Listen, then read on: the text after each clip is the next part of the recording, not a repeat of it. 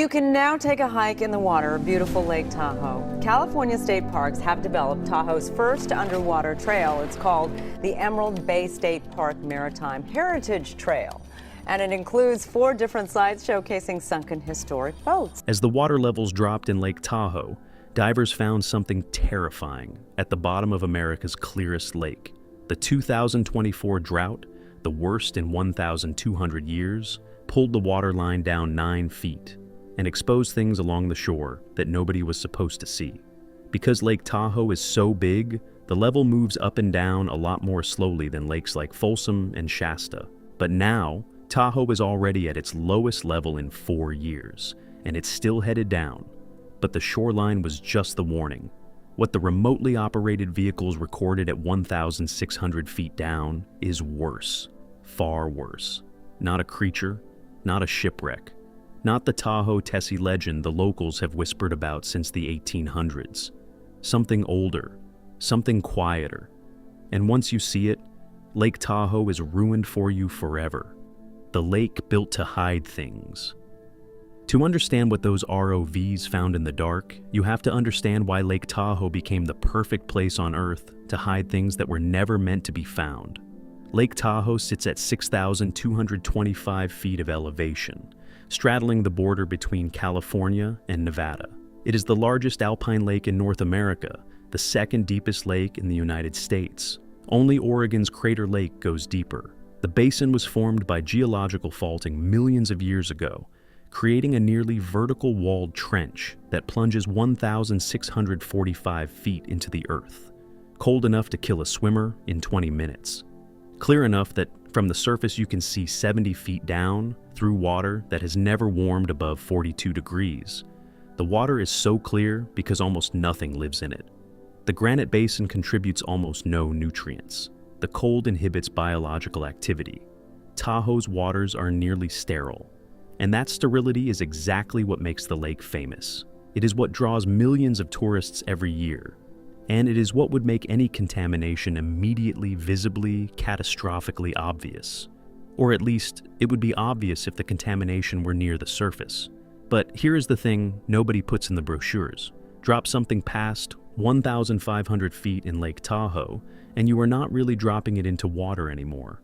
When the water at the bottom of the lake circles to the surface, this typically happens every 4 to 7 years. You are dropping it into a refrigerator the size of a city, locked from the outside with no key. The cold halts decay. The pressure pins gases in solution so they cannot bubble up and give the contents away. The dark prevents any light-driven chemistry that might break things down. Whatever sinks down there enters a kind of suspended animation, and it stays that way for decades, for lifetimes, for 70 years and counting. That is what Lake Tahoe really is. Not a wilderness, a vault. The boom that buried it all. The story begins in the 1940s and 1950s. Before World War II, Tahoe was hard to reach. The roads were treacherous, often impassable in winter. A few lodges catered to wealthy tourists, but the lake remained largely wild. The war changed everything. Military training facilities were established in the region. Roads were improved for logistics. Soldiers stationed nearby discovered the area's beauty. And after the war, when those soldiers came home with money to spend and cars to drive, they remembered Lake Tahoe. The boom hit in the late 1940s and accelerated through the 1950s. Casinos opened on the Nevada side, where gambling was legal. Resorts and hotels multiplied. Summer cabins became year-round homes. This transformation happened fast, faster than regulations could keep up with, faster than anyone was thinking about consequences. And here is the catch. The boom generated waste, enormous quantities of waste, construction debris from the hundreds of buildings going up, sewage from the growing population, industrial chemicals from the businesses servicing the casinos, old equipment, old vehicles, old everything that needed to go somewhere. In the 1950s, environmental regulations barely existed. The concept of hazardous waste disposal was in its infancy. And Lake Tahoe was right there. Vast, deep, seemingly bottomless. Why pay to truck waste over the mountains when you could dump it in the lake at night? The practice was open enough that locals knew. but hidden enough that tourists did not. Construction crews disposed of debris directly into the water. Businesses dumped chemicals that would later be classified as toxic. Old cars were pushed off cliffs into the depths below, sometimes with their tanks still full of gasoline and oil. Lakes across America were used as dumping grounds in this era. What made Tahoe different was the scale, the depth, and the peculiar chemistry that preserved every single bit of it. When the environmental movement gained strength in the 1960s and 1970s, some of the visible dumping stopped. Regulations were passed, monitoring began. The Lake Tahoe Basin became the subject of intense environmental attention precisely because its clarity made changes so visible. But nobody went to the bottom. The cost was prohibitive. The technology barely existed, and frankly, nobody wanted to know what was down there. The lake looked clean. The surface stayed clear. Whatever had been dumped in the 1950s had sunk out of sight, and out of sight meant out of mind. For 70 years, that calculation held. Then came the drought. What the shore revealed. The 2024 drought was the culmination of years of below-average precipitation. Snowpack in the Sierra Nevada dropped to record lows. The streams feeding Lake Tahoe slowed to trickles. Evaporation exceeded inflow, and the lake level dropped. 9 feet does not sound like much for a lake, 1,645 feet deep.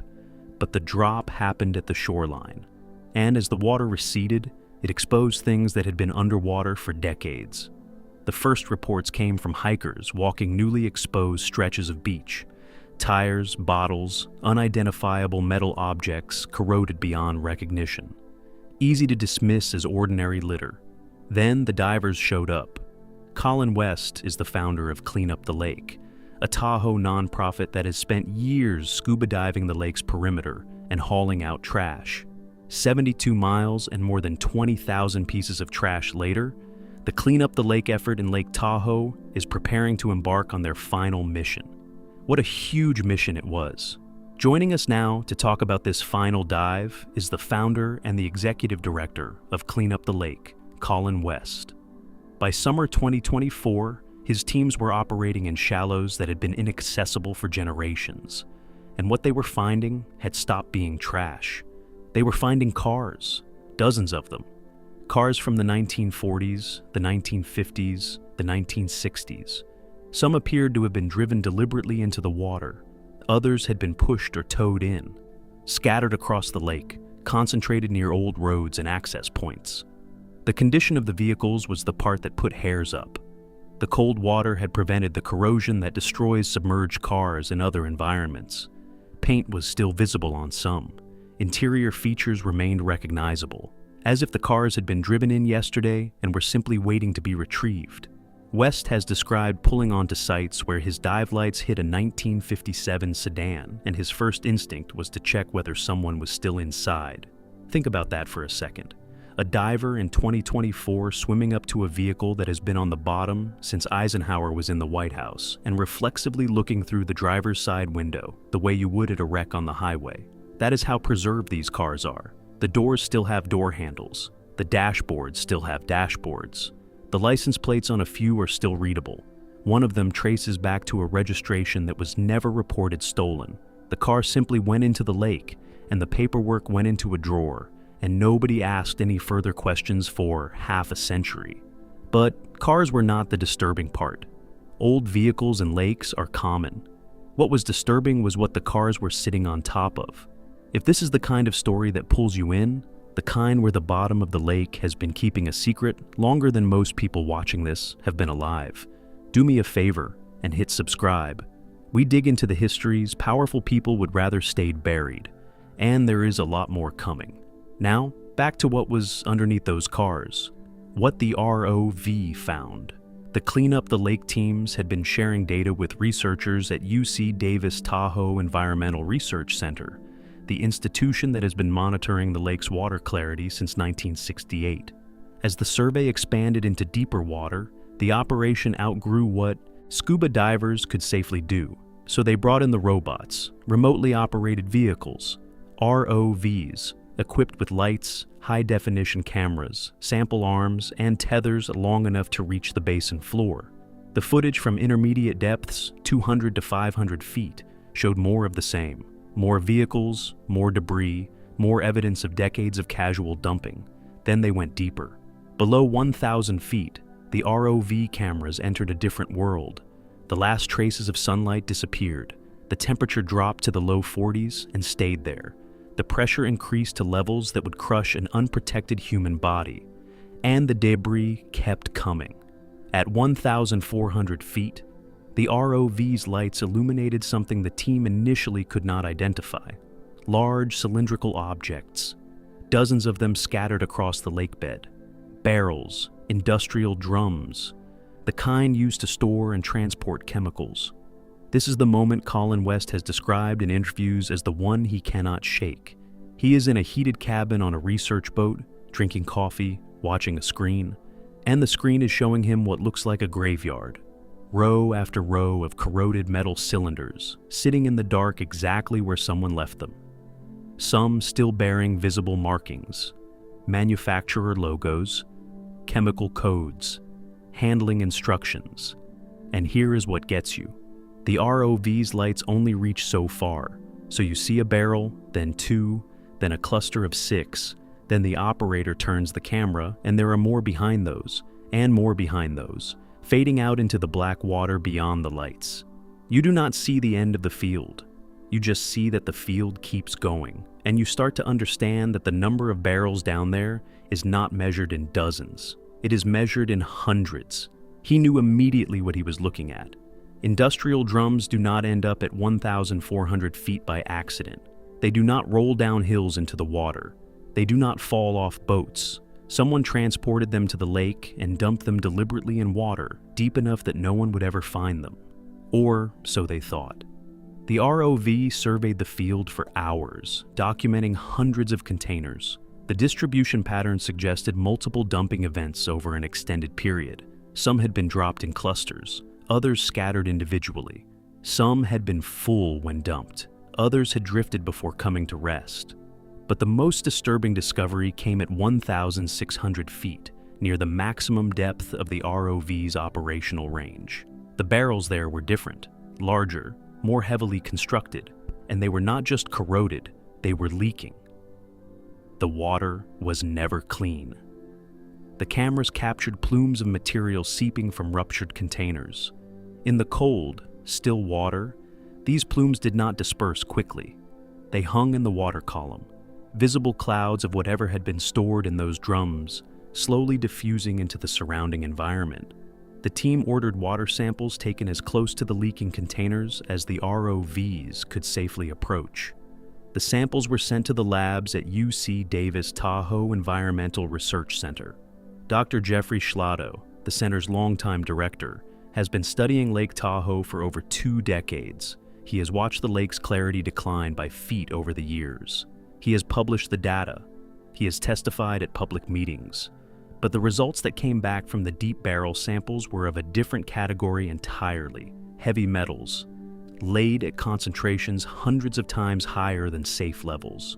Mercury, cadmium, arsenic, industrial solvents that had been banned for decades, chemical compounds that modern regulations classify as hazardous waste requiring specialized disposal. The barrels contain the toxic byproducts of mid-20th century industry, dumped in Lake Tahoe because someone calculated that the cost of proper disposal was not worth it, and the lake was deep enough that no one would ever know. That calculation was wrong. It just took 70 years to prove it. Schlotto's team pieced together a likely timeline. The heaviest dumping appears to have occurred between 1948 and 1965. This corresponds to the casino development boom on the Nevada side and the broader post-war construction surge. The chemicals are consistent with industries active in the region during that period: metal processing, automotive services, dry cleaning, industrial laundry facilities serving the hotels and casinos, photography processing labs, paint and coating, manufacturers. All of these operations generate hazardous waste. In the 1950s, disposing of it properly was expensive and in many cases legally unnecessary. So they dumped it in the lake. The logic was simple. Lake Tahoe was deep. impossibly deep by normal standards. Whatever went down would not come back up. The cold would slow decomposition. The depth would prevent anyone from seeing what was on the bottom. And the lack of mixing between deep and surface waters would keep the contamination isolated. For decades, this logic held. Water quality monitoring focused on the surface. The deep lake was assumed to be pristine because nobody could check. But containment is not permanent. Metal corrodes even in cold water. Seals fail, contents leak. And here is where Schlotto's data turned the story inside out. His samples found trace amounts of heavy metals at shallower depths than they had any business reaching. The contamination has been spreading for years, slowly, quietly, migrating up through the water column toward the layers people swim in, fish in, and pull drinking water from. Think about what that actually means in your daily life. A family rents a cabin on the South Shore for a week in July. The kids jump off the dock. Somebody fills a water bottle from the tap. Somebody else grills the trout they caught that morning. Every one of those interactions is downstream of a barrel that was dumped before any of them were born. Lead does not break down. Mercury does not break down. Arsenic does not break down. Whatever was in those drums is still in those drums. And the small fraction that has escaped is no longer down at 1,600 feet. It is on the move. The pristine waters of Lake Tahoe are not pristine. They have not been for decades. The contamination has just been too deep and too dispersed to detect with standard monitoring. Until now. But the barrels are not the only thing the ROVs found. This is where the story takes a darker turn. What they will not tell us. Among the debris documented by the ROV surveys were objects that did not fit the industrial dumping pattern, personal items, luggage, clothing remnants preserved by the cold, and in several locations, what the operators on the boat described as forms that should not be there. Lake Tahoe has a dark history that the tourism boards do not advertise. During the casino era, organized crime had a significant presence in the region. The Tahoe-Reno corridor was disputed territory between various criminal organizations. Disputes were sometimes resolved in ways that left bodies needing to disappear. We've talked about it in some of our NorCal legends before. Are there frozen bodies at the bottom of Lake Tahoe? And as we've talked about previously, if there are, which there is no proof of, but you can see a lake of that depth and that cold of an area potentially mummifying or preserving dead bodies, would have been mob-related, generally. Local legend has always held that the lake contains victims of mob violence dumped in deep water where they would never be found. The cold temperatures that prevent normal decomposition were said to preserve them indefinitely. For decades, this was treated as legend, colorful local folklore, nothing that could be substantiated. The ROV footage suggests the legends may have been true. I want to be careful here, because this is the part of the story that has not been fully released to the public. The research teams have shared the environmental data openly, the barrels, the contamination, the migration. But specific portions of the deep water footage have been withheld pending investigation by the Federal Bureau of Investigation and the Washoe County Sheriff's Office. What members of the dive and ROV teams have described on background, in conversations with reporters from regional outlets, is that the surveys encountered what appear to be human remains in multiple locations along the deep basin. The cold has preserved them beyond what anyone expected. They are not skeletons. The soft tissue has been maintained by the near freezing temperatures, the lack of oxygen, the absence of organisms that would normally consume remains. One operator, speaking to a Reno reporter, said only this: "I have a hard time sleeping after that shift. Let that land for a moment. We are not talking about archaeological finds. We are not talking about bones and mud. We are talking about people, in clothes, in the postures they were in when they hit the water, held in suspended animation by the same chemistry that held the barrels, faces that, by every law of biology in a normal lake, should have been erased decades ago. They have not been erased. They have been waiting. Dating the remains is challenging without direct examination, which would require recovery operations that are logistically complex and legally sensitive. But the associated debris, clothing styles, personal effects, and vehicle models nearby suggest most date to the 1950s through the 1970s. That was the peak era of mob activity in the Tahoe region. The Washoe County Sheriff's Office has issued only a brief statement confirming that the footage is being reviewed and that the matter is active. But the implication is clear.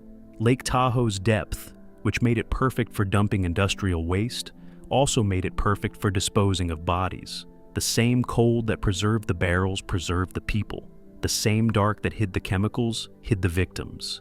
Cases that went cold 50 and 60 years ago because nobody could find the evidence. The evidence has been there the entire time. The reckoning nobody wants. The question that officials, researchers, and residents are now grappling with is what to do about all of this. The environmental contamination is the most pressing concern. Heavy metals leaching into the water supply of a lake that feeds downstream communities, that supports a fishing industry, that attracts millions of recreational users every year. This is not an abstract problem. It is a public health emergency unfolding in slow motion. But here is where the story gets impossible.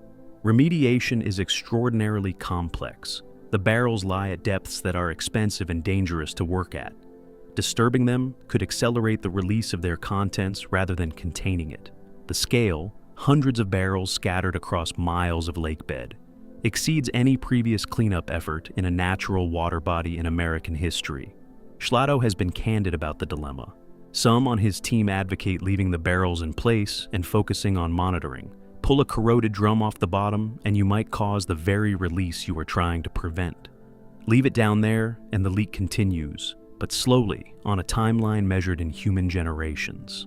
There is no clean answer. There is only the choice of which catastrophe to accept. Others argue that leaving known toxic waste in one of America's most iconic lakes is unacceptable. Full stop.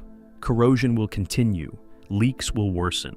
The contamination will eventually reach levels that cannot be ignored.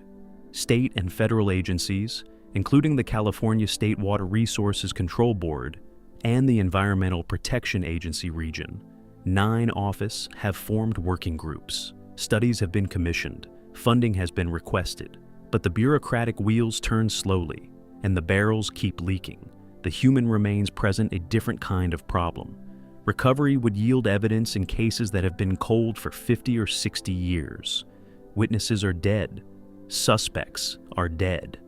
The organizations that ordered the killings may no longer exist in recognizable form. Is it worth millions of dollars to recover victims whose killers can never be brought to justice? Is it worth the legal complexity, the media attention, the disruption to the carefully crafted image of Lake Tahoe as a pristine paradise?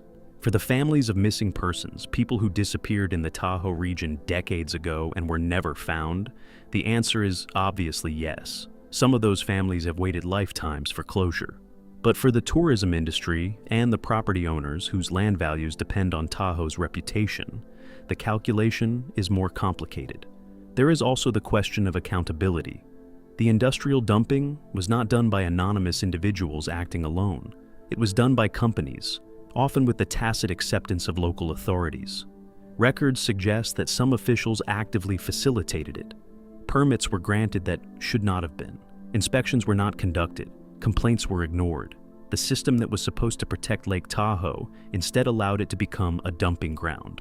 Many of the individuals involved are long dead. Many of the companies no longer exist.